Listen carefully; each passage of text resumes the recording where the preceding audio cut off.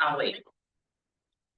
Okay, so I just said, so for those of you online, I was thinking that we could start with introductions since most of us are here in person.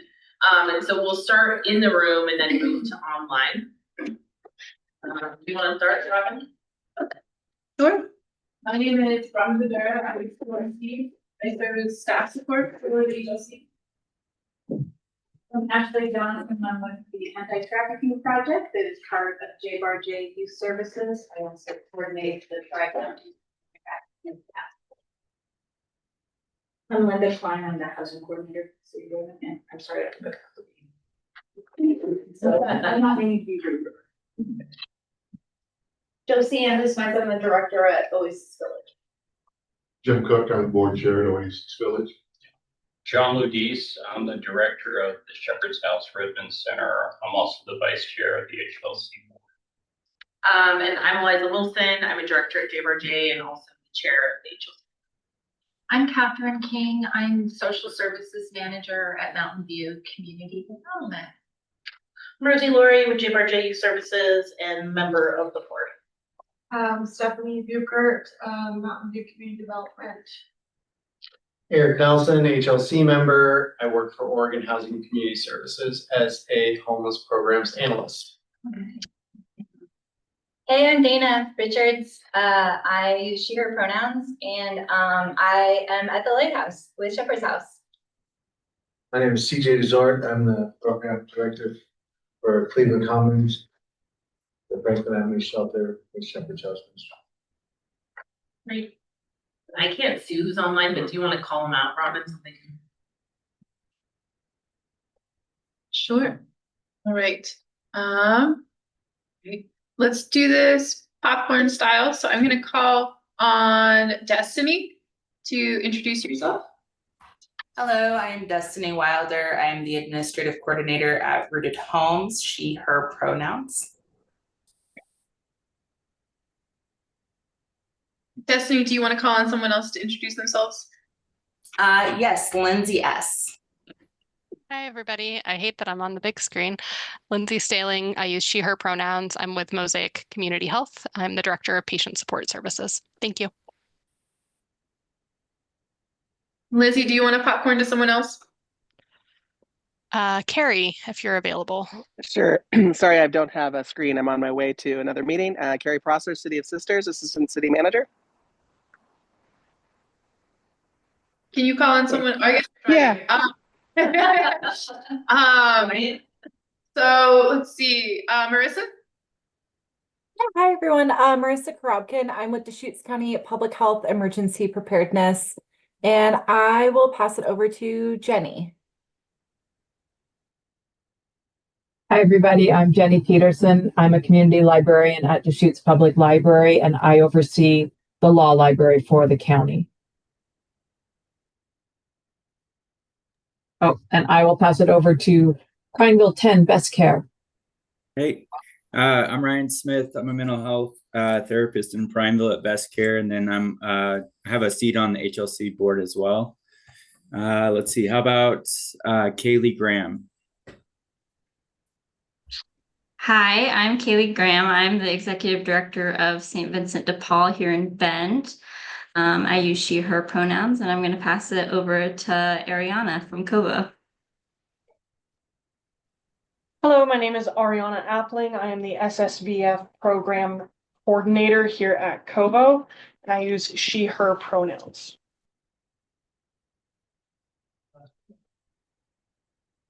And I'm sorry, is there somebody else? I don't know if there's someone. Is Oswaldo? Have you introduced yourself yet? I'm sorry.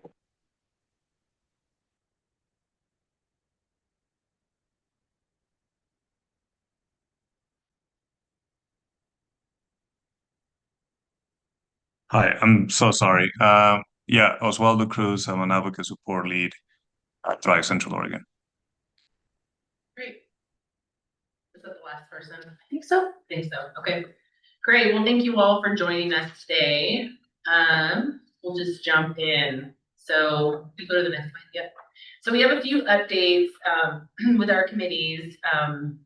Rosie, you wanna start with the community engagement committee? Yeah, so we are still fully recruiting members for the community engagement committee. We would love to see more representation and be able to have a little bit more workforce to be able to get some of these things done. Our next networking event, and it's like the final in that series, we'll have more though, is this in Bend, May 15th from 4 to 6 at Silver Moon Brewing, which bingo happens right after that. So if you want to combine it with some fun like team activity, I would highly recommend that. But yeah, please join us. And if you have any interest or know of a staff that you want to volunteer to join the engagement community, please email me. You can find my email on the website. And you don't have to be a drinker to go. There's lots of good food truck options there as well. Yeah. They have Yeah. Tostone at the Dominican food truck, just throwing it out there for any of you to know what that is. 30-second overview of what The community engagement, yeah. So we are focused on making sure that like the work and everything that the HLC is doing and all of our service providers are doing is known to the community. So our networking events are really focused towards like other service providers so that we can share resources and get to know each other.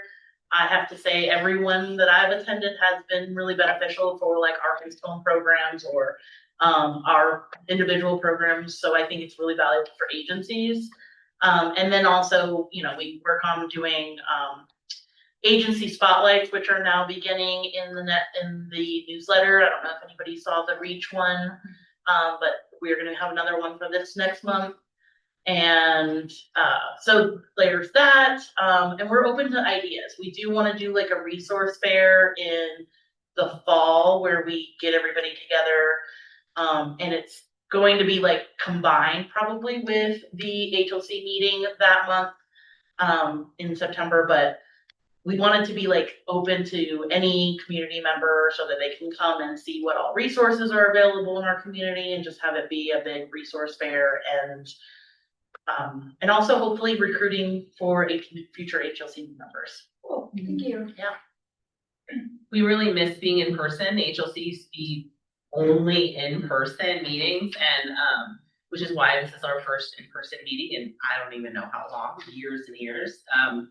Community engagement committee is like that networking piece that we miss, like getting to sit together and have snacks and just you know, talk to folks.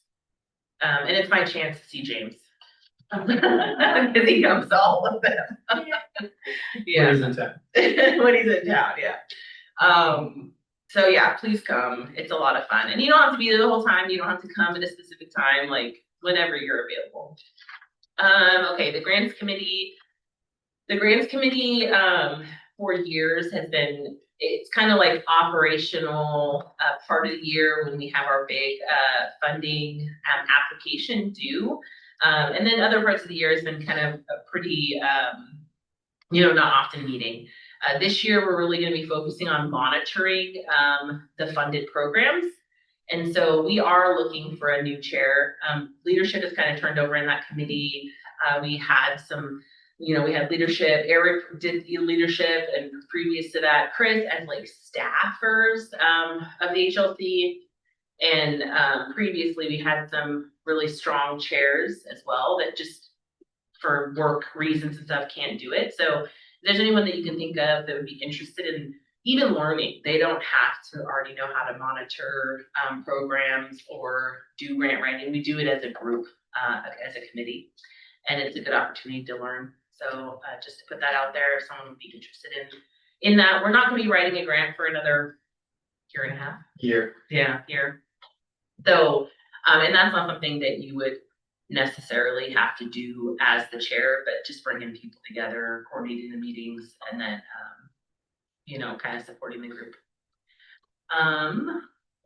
The Lived Experience Advisory Committee, we've talked for a couple of years about, we've even drafted language for this committee and have it in our governance charter. It's in our priorities. It's really a shared goal of the HLC, the RIP, and other, you know, kind of bodies like throughout Central Oregon.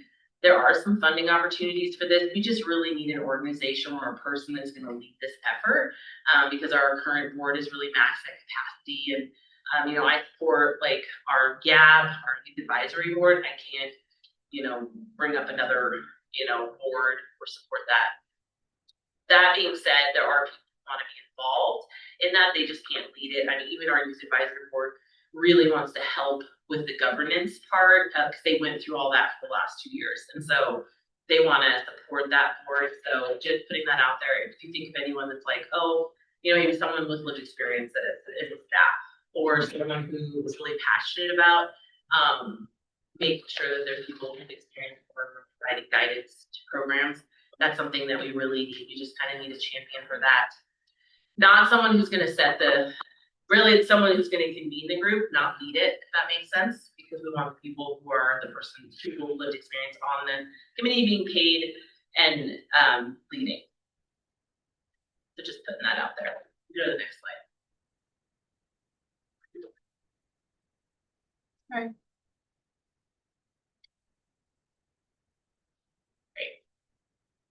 So we do have some preliminary point in time count information I sent to the board yesterday.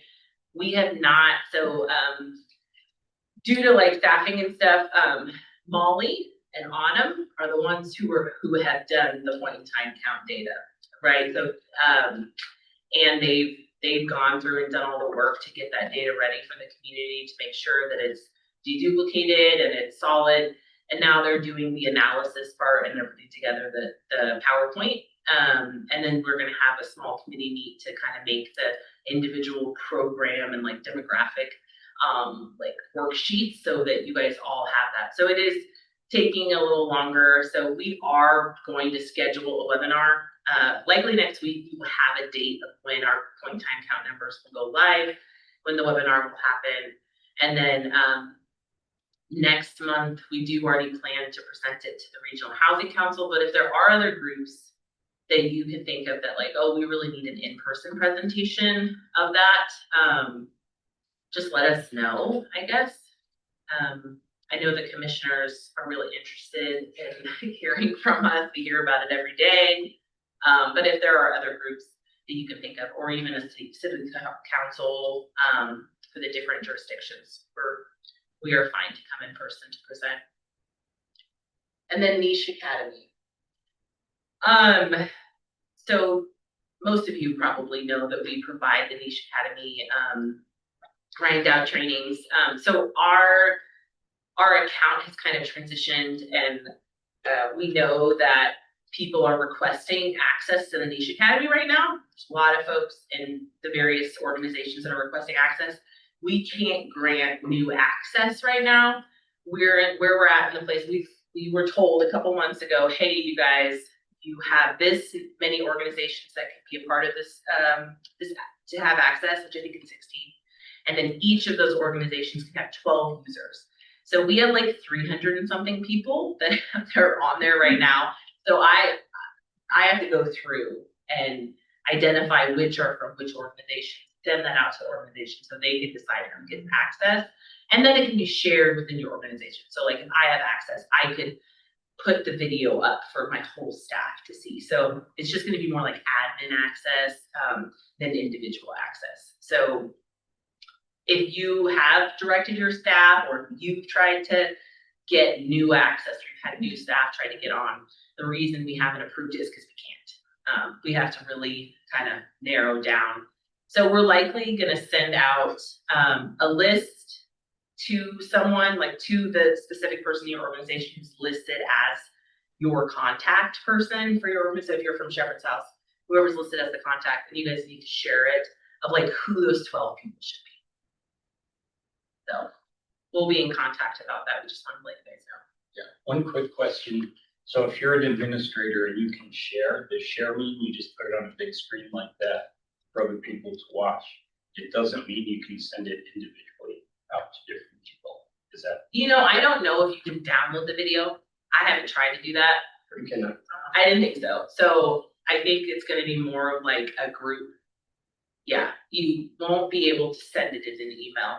Although you will get the emails, like the newsletters that he sends out, and you can share that.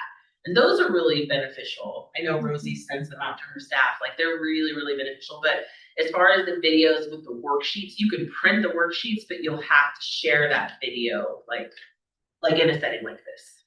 And I feel like there's like a monthly free one almost every month if you are part of the newsletter, which is really great. I just said that to like a bunch of people.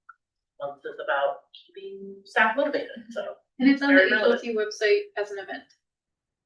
Oh, The cool. free training for this, so, if you're looking for that Zoom link to sign up, it's on our website. Yeah, so those would be open to anyone. Great. Did we have any questions about that?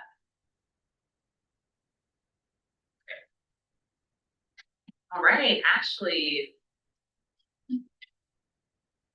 So I do have a PowerPoint, we'll see if she can pull it up, I tried emailing it to her. Let's see, I didn't attach her. What else is going on over here today?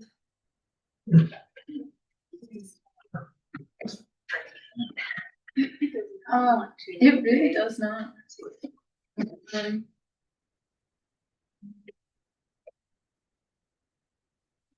Yep.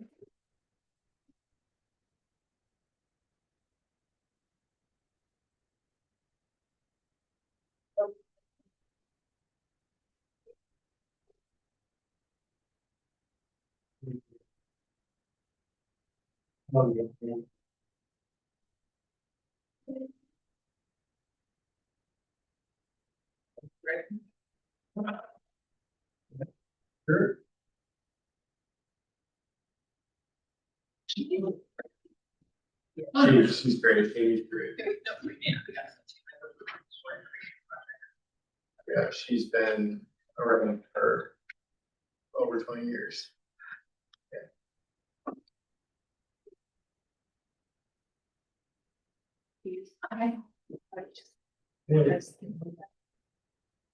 Hello, thank you for having me. Like I said, I'm Ashley. I am with the ACT Project or Anti-Trafficking Project, which is a program of JBARJ Youth Services. However, I will start off by highlighting that we serve all ages. So even though we're under JBARJ, we serve adults, any age.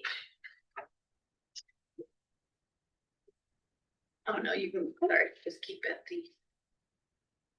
So our program specifically works with any victim and or survivor of human trafficking, which includes sex and or labor trafficking.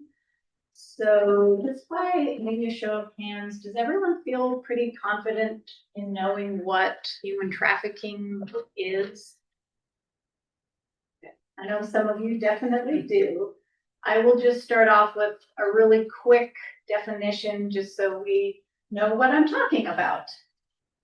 So if you're talking about adults experiencing sex or labor trafficking, sex trafficking being a commercial sex act. So someone needs to be exchanging something of value. Well, let's start off with someone needs to be exchanging some type of a sexual act, which can include physical and non-physical. So explicit videos, explicit photos, those count as well. So if someone is exchanging any type of a sexual act for anything of value, so anything of value doesn't have to be money, it could be a place to stay, it can be a ride somewhere, it can be certainly money in your Cash App, it can be what we see with youth is credits in a gaming app. I know nothing about the gaming world, but I think that's a thing. So that's the definition of commercial sex, right? A sex act for something of value. Now, for an adult, if that also includes force, fraud, or coercion, then it's trafficking.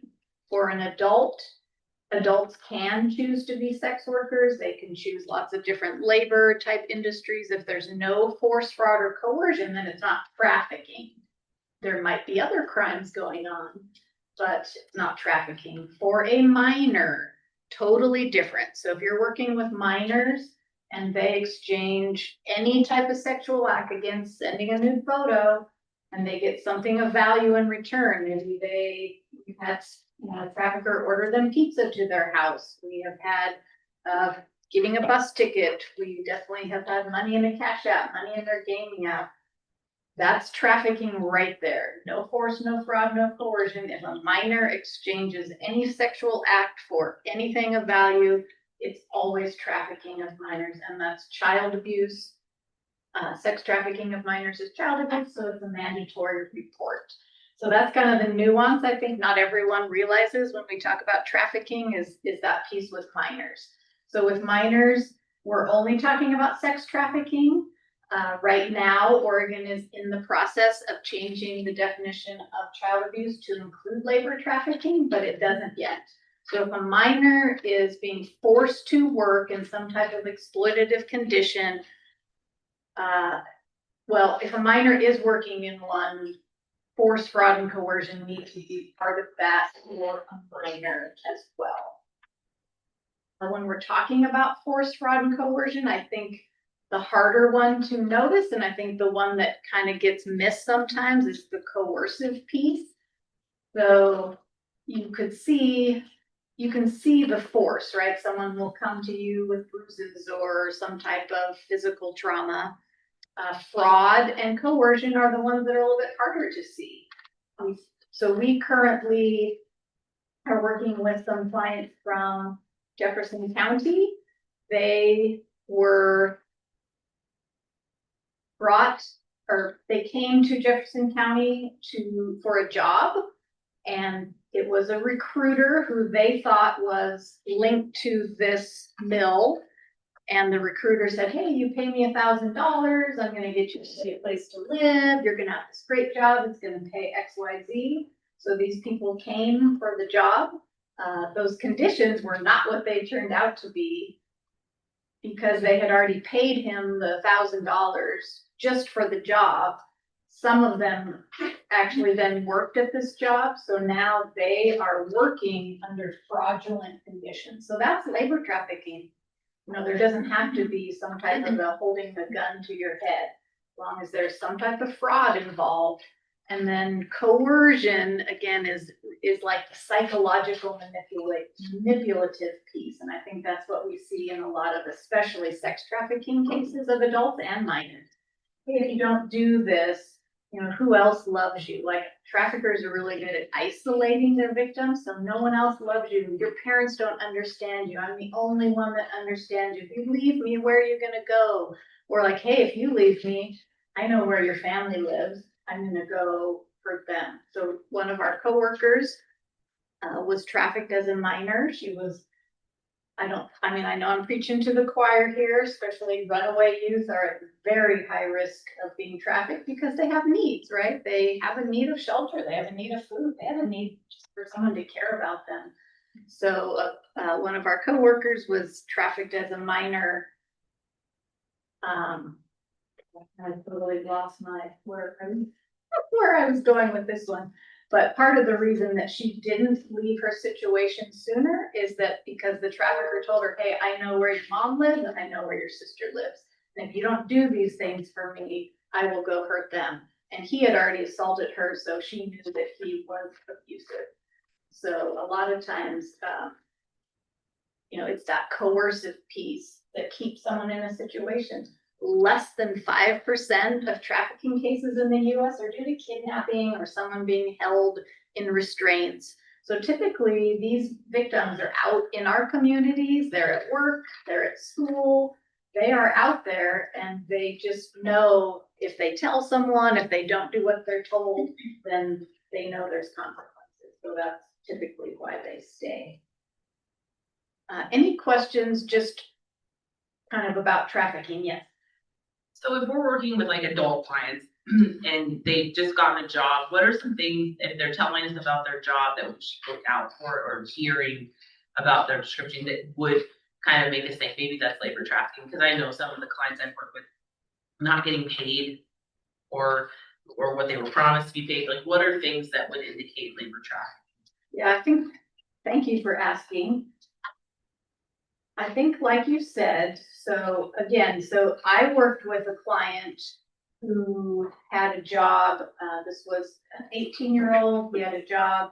He just didn't really get paid what the wages were.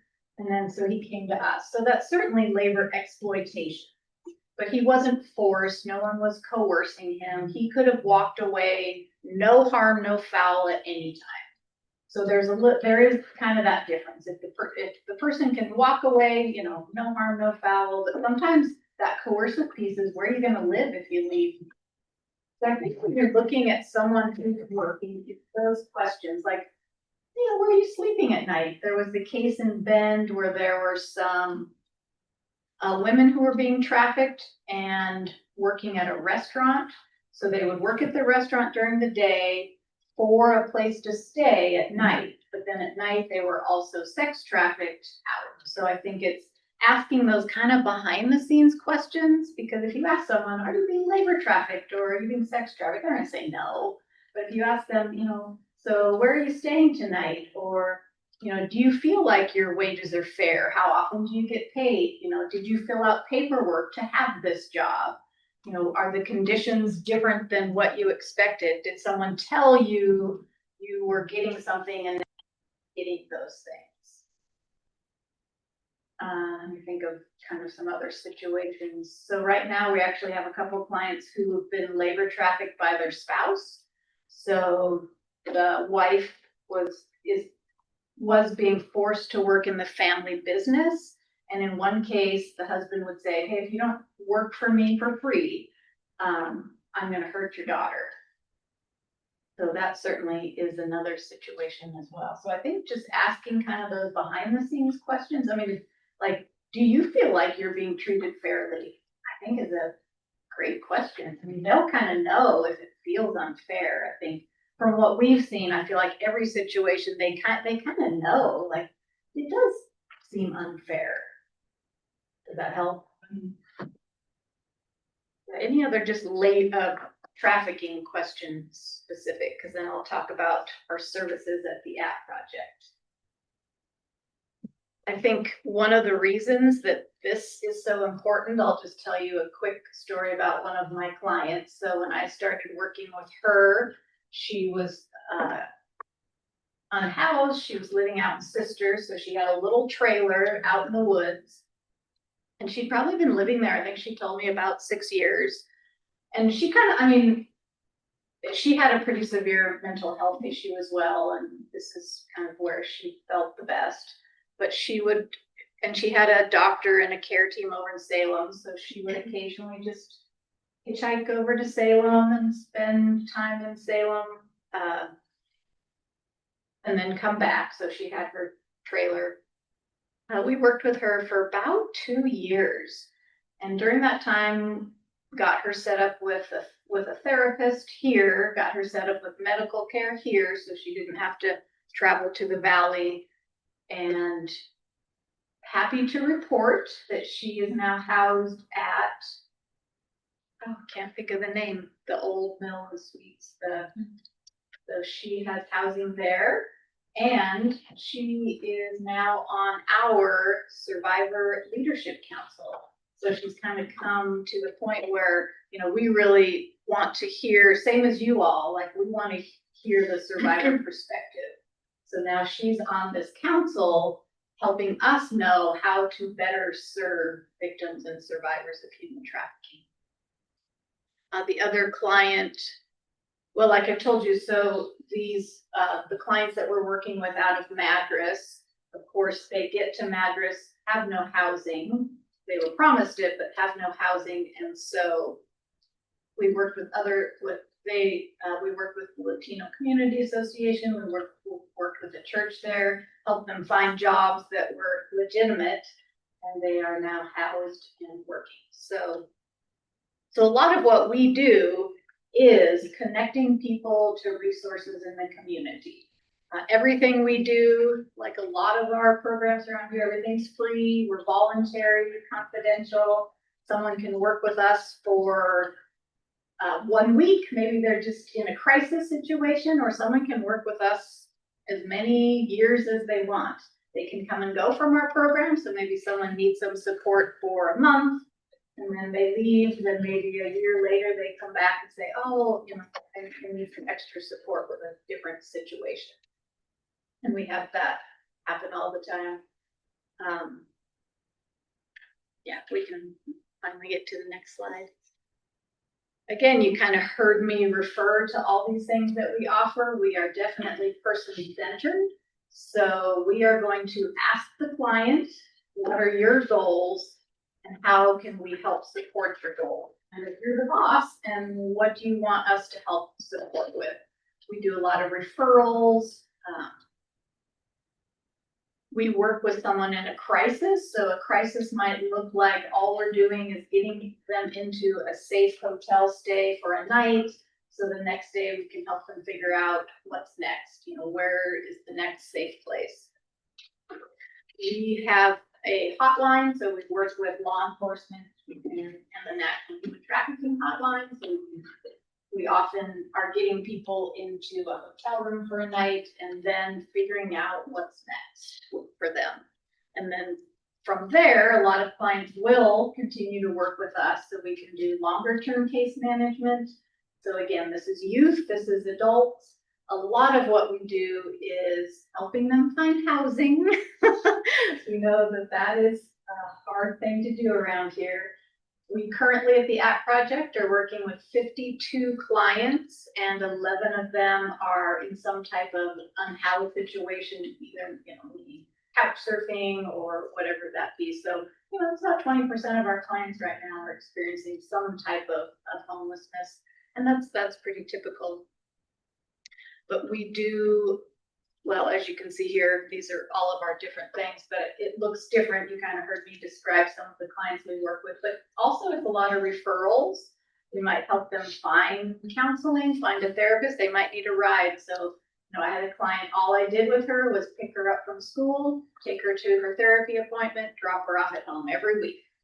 So it kind of depends. Like I said, we're going to ask the client, how can we support you? Our goal is for our clients to become self-sufficient.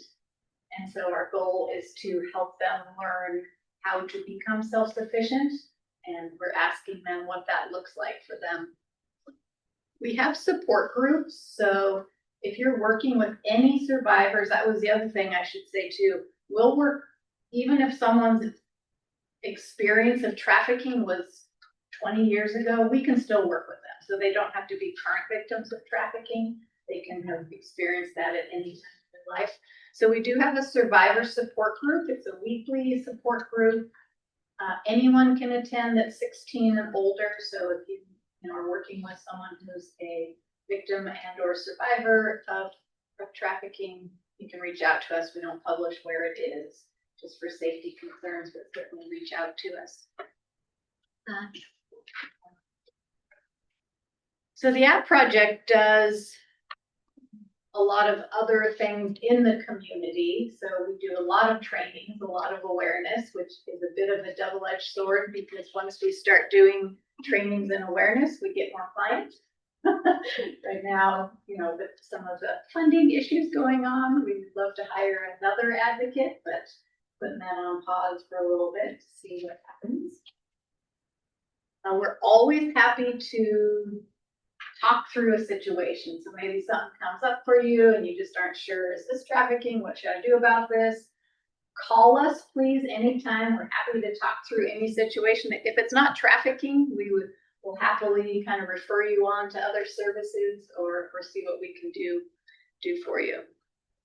We have so I'm the coordinator for the Anti-Trafficking Alliance of Central Oregon. So that's the tri-county, so Crook, Deschutes, Jefferson County, the Human Trafficking Task Force. So there is a task force in our region that is working to identify victims.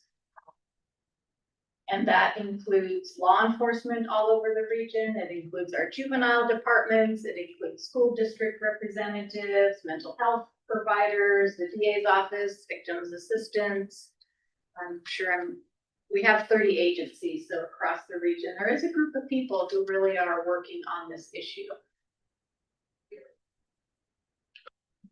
Specifically, I throw this in here because we have a very specific grant that only serves someone who is a victim of some type of exploitation at illicit or legal marijuana grow. So if you're ever working with someone who's been exploited in any way at any marijuana grow, we have a program specifically for that.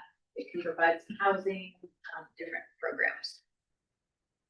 Oh, there we go. That is I think it's a current list of our task force partners. So the great part about this is if we identify a victim in one county, typically maybe the trafficking happened in a different county. We've worked with someone whose trafficking happened in Crook County. They were living in Deschutes County, but they were accessing mental health services in Jefferson County. So we know that there's lots of overlap through all of our regions. So it's great to have these contacts throughout the region that we can all reach out to.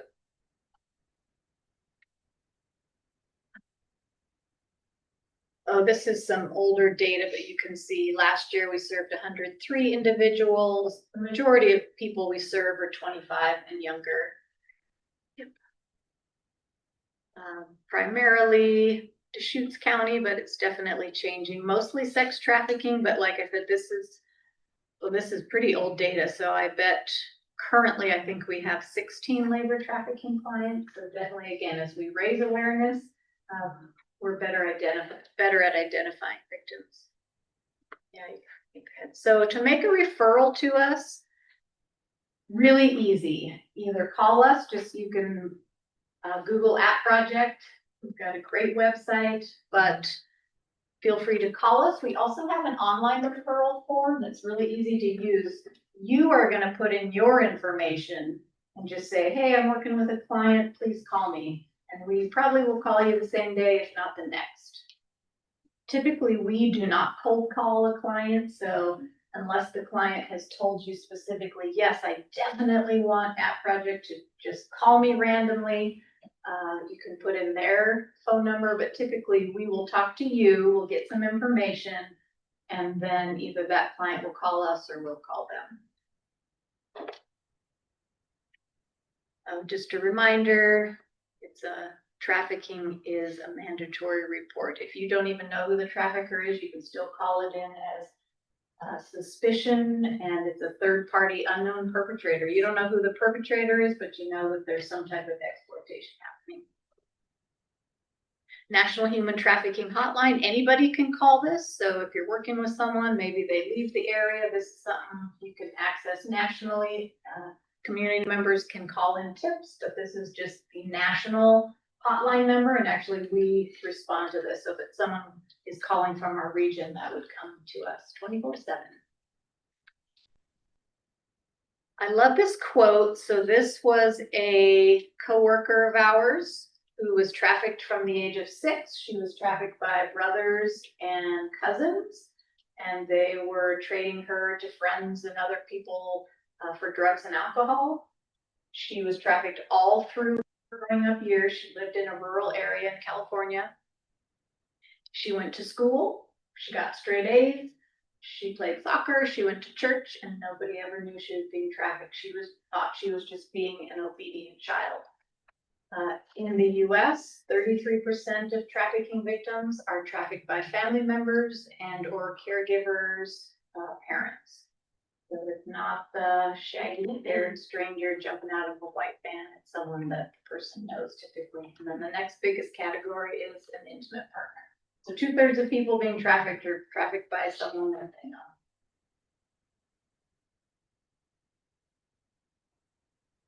That's all I got for you. Any questions? I threw a lot at you because usually we do this in like an hour.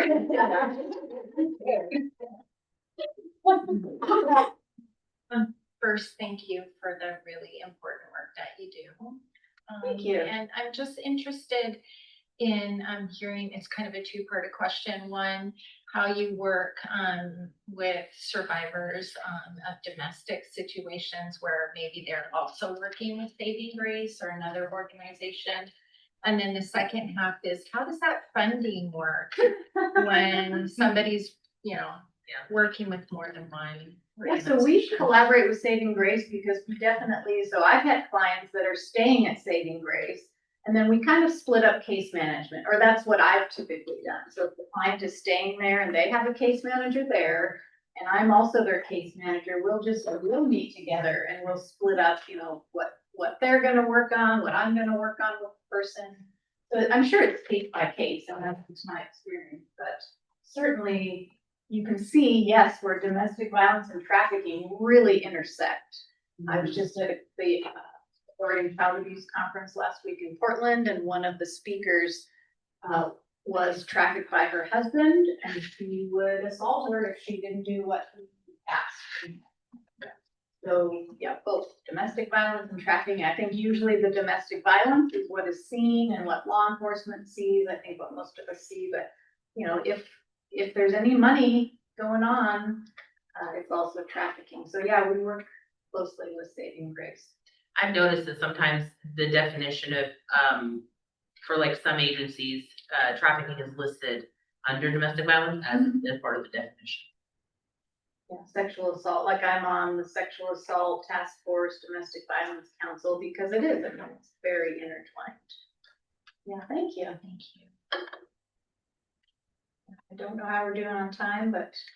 Well, our second presenter got into a bad mountain biking accident and had to have surgery. So at Jefferson County, I know. So he was like, I forgot. I'm like, no worry. I'm glad you're not here. You should be resting. More questions. Yeah. So if we have questions online too, you guys can just raise your hands and we can call on you. We don't want to forget about you guys. You could probably flip the slide too. See those up there. Great. Lindsay, we see your hand raised. Do you want to unmute? I want to say thank you recently to App Project staff for coming to a community health worker training. We got the longer version of the training and had great opportunity. So for anyone here who has staff, I think it's very valuable to bring this to your teams. My team had great questions and we had a really robust discussion about the role of mandatory reporting versus rapport building, which are great conversations for teams to dive into, because it can be really ambiguous if it's a trafficking situation, and it can take some time to build the trust to learn more. And our responsibility as mandatory reporters can sometimes take the front seat there. So I just want to say thank you for that time and promote the opportunity for more staff training. Yeah, thank you, Lindsay.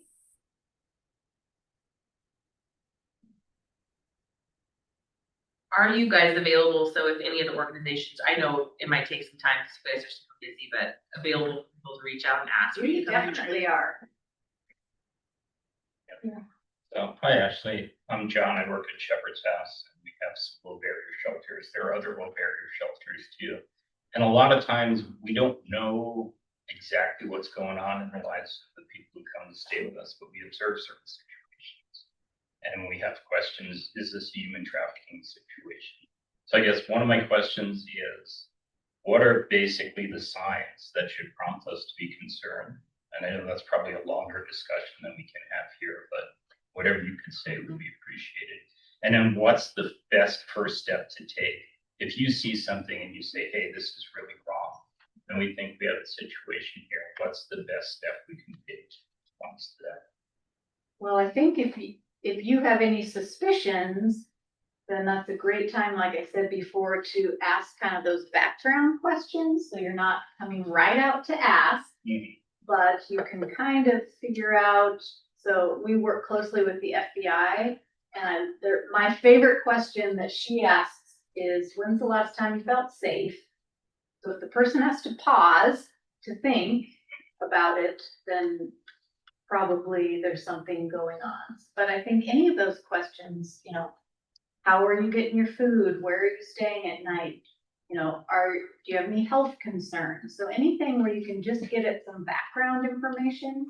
I mean, so when we talk about indicators of trafficking, it's a little tricky because there are some indicators, but sometimes they don't mean anything. Or sometimes, like I said, my coworker, there weren't really any indicators. But however, certainly if someone is with a really controlling individual, so we see this sometimes in healthcare especially, they show up and their trafficker's with them. The trafficker does all the talking and they're not allowed really to say anything.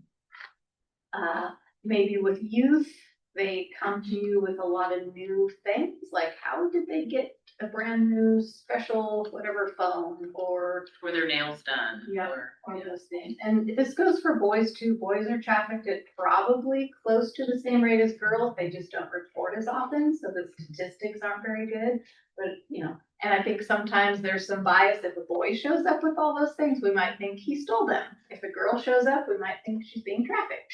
So it goes both ways. But I think showing up with new things, having gone somewhere, you know, any of those things that just seem, how were they able to do these things? How were they able to travel? Why do they have two phones? Why were they at a hotel? You know, who were they hanging out with? When's the last time they saw family members? You know, are they being isolated? Is the trafficker kind of the only person in their life now?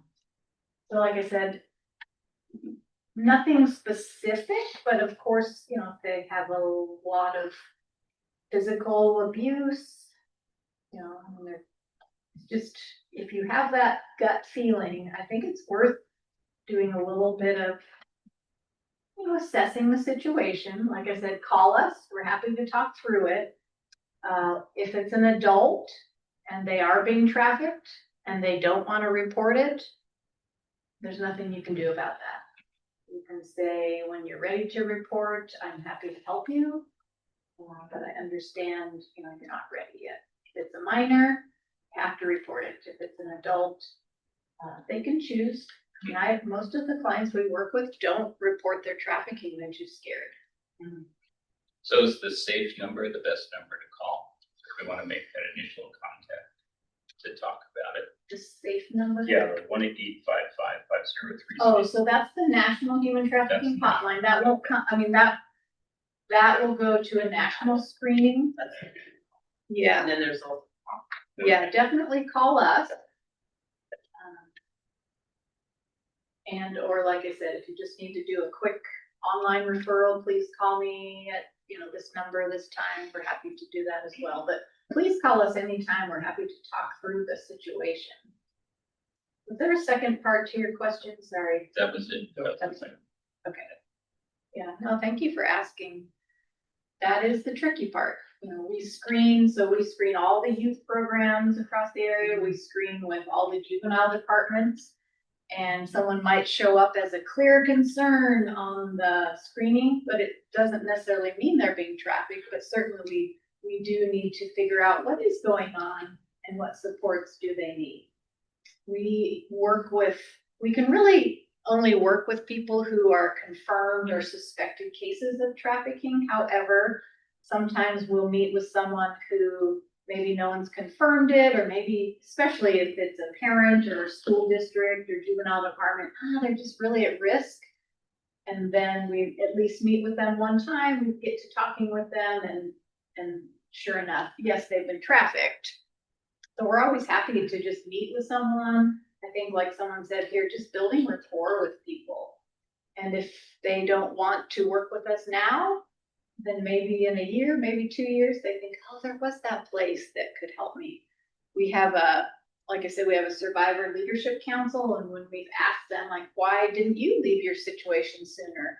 Well, one was they didn't know there was an agency or anyone who would really understand what they went through. And then also a lot of people don't see themselves as victims. So it's not always easy. But like I said, if we can build some rapport and then they know we're here. A good question that I've asked in the past for clients that kind of opens up a similar conversation and gets you into that realm is like, is somebody else gonna make decisions for you? Is there something that make decisions? Because that kind of gives an indicator there's a power control dynamic in their lives. Specifically, I mean, that's one that we've come across because we'll often get a girl in shelter who maybe has a boyfriend in the community or has somebody, and then they'll kind of be like, oh, I need to ask them. And sometimes it's innocuous, it's just like a relationship dynamic, but other times it kind of can open up that conversation a little bit. So when asking about like, especially in that intake process, it's a good way to like find out like if it's something, there's another person making decisions. And I think that even with adult like clients, I remember working in like adult shelter and I've seen that dynamic. Yeah. I think that could even be a question to ask them. Yeah, I love that. We worked with the juvenile, we get a lot of referrals from the juvenile departments around here, but we worked with the Deschutes County Juvenile Department to come up with these little tiny cards for youth that they could hand to a youth if the youth wasn't going to be detained. You know, a lot of times they're brought in just and then processed right out because Deschutes County doesn't detain youth very often. But they wanted something to give to them. It doesn't say trafficking anywhere on it. So hopefully, you know, it's kind of discreet. I mean, we know they're probably just going to toss it, but all it does is it has questions on it. So are you trading sex for money, housing, or other needs? Is someone else in control of your wages? Are you being taken advantage of in your line of work? Do you fear for your safety or the safety of others? Are you afraid to seek help or contact law enforcement? And then it just says, we offer kind and non-judgmental support. Contact us. But just so these were questions actually that our Survivor Leadership Council came up with, thinking that maybe had they read them, they might think, oh, that is me. You know, these things have been happening, or I do feel these things. And then, you know, maybe would call, maybe not. But I did bring some of these if it's something that you think would be helpful. We also have lots more, but again, a youth is probably never going to say, yes, I'm a victim of trafficking. In fact, a lot of the times they're going to think, yay, I just got money for sending a new photo, or I sent a video and money in my gaming credit thing. So a lot of times, you know, they think, all right, this is great.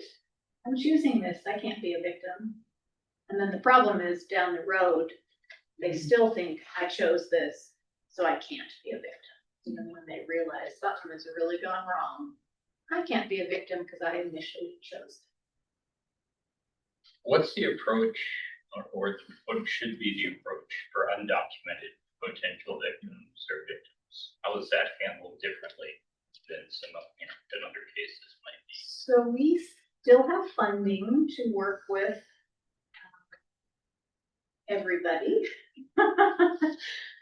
Don't know what that'll look like going forward, but again, we talk to our FBI people a lot and even ask, like, should people be reporting, like, that, you know, if we're working with someone who the immigration status is, I don't know, in any type of weird situation, like we've just been, we don't know, we can't tell them don't report, but we also don't know what will happen. Yeah. So we will still work with them. We're still going to do whatever we can. I know right now we are working with people trying to figure out how to get them. There's something called continued presence. Or if they've experienced trafficking and are willing to work with law enforcement, they can get immediate continued presence. There's a trafficking visa, those take years. But we also feel pretty unsure in telling anyone to pursue any of those avenues right now, because once you turn in a name, or we don't know. We do know, like, our FBI will come and they will do so with the people that were trafficked up in Jefferson County. They did interviews with them, but didn't ask their names or anything. So FBI still got the information. It's not as good to the FBI, like it's going to be harder for them to pursue a case against the person. However, they at least gained the information and no one's names were told. So in Oregon, would it be better to try to use local law enforcement? Does that not make a difference? I don't know. I mean, I don't know. It sounds like the FBI is being pretty cautious. Yeah. And they, you know, I think they let you know too, like, I mean, I'll ask. But that's right, that team at the FBI is specific, right, to like the folks they're trained, right? For trafficking, you mean? Yeah. Not necessarily, no. Like the victim advocate we work with, she works with all victims across Eastern Oregon, but they've certainly worked more trafficking cases than any law enforcement in Oregon. But we're just cautious. You know, and we don't give legal advice. So we have we connect any client with an attorney. We don't need legal advice. There's some attorneys in Portland who will do some trafficking law and then especially like immigration laws. We certainly do not give any legal advice, but we'll connect someone with the right. We have a labor trafficking coordinator, and she goes to a weekly immigration briefing, and it changes every week with what we need to know and be careful about. Yeah, unfortunately, but we still currently have funding for everybody.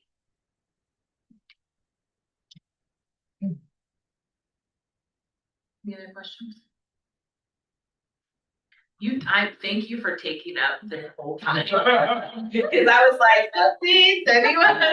No, thank you so much for coming, Ashley. And we're really fortunate to have you guys with NJBRJ, so we've had extensive training. But honestly, I remember the first time I had a training from that project would be like, oh, I think it is a good point to not bring up the words trafficking, because when I was trained, I was like, oh, I have seen this in the young people that when I was a young person in shelter, I saw other people go through this, and I didn't know that's what it was called. And so just having like lived experience of seeing it in my peers and just not knowing until I was staff and was trained by you. So I think that like similarly, like probably some of your staff have seen this in their with themselves or with other people, just knowing also it can be kind of a traumatizing thing for folks to listen to. We probably should have given like a little bit of a that is true. In my hour training, I even have a little slide of happy puppies just as a little break. Yeah. It's hard to hear. Yeah. Thank you so much for the coming. happiest topic. There's no way to make trafficking fun or easy. So another thing I was going to say when someone asked about, how to ask about trafficking. So we don't need a client to tell us their trafficking experience. Like we don't need that level of here's all that happened to me. As long as they identify it as a victim, we will work with them. We aren't counselors or therapists, so it's not like someone is gonna again have to disclose more to us. That's certainly not gonna happen. Yeah. Thank you, Ashley. I know Lindsay had one thing she was going to share with the meeting. Can you hear me, Lindsay? Hi, everybody. I wanted to promote an opportunity that's happening on Friday at 8:15. The Access Wireless Lifeline program is undergoing some changes effective July 1. So this is the program that allows people to get free cell phones if they are very low income. And this is a very important program, but we've always been able to provide these phones, which are, not just the minutes, not just the data, but also the phones. And that is the thing that is ending and changing effective July 1st. So between now and June 30th, we want to make sure as many caseworkers, supporters, advocates, community health workers, peer support people know how to get their people their phones, especially with the recent encampment disruptions, because they have money right now, but that money pipeline will shut off on June 30th. So join us on Friday via Zoom with someone from the Public Utilities Commission to get training if your team is not familiar with that program and how to sign people up for cell phones. There are special forms you can complete for people experiencing homelessness that allow them to get these phones delivered to your organization so that they can have them in hand. You can find that Zoom link on our HLC website under the events tab. Thank you. Thank you so much. I think we're at time. Thank you guys. But I think we have the room for a little bit longer. Yes. Yeah. So, you guys please eat some snacks and stay in chat. Probably not as long as you want, but Yeah. yeah.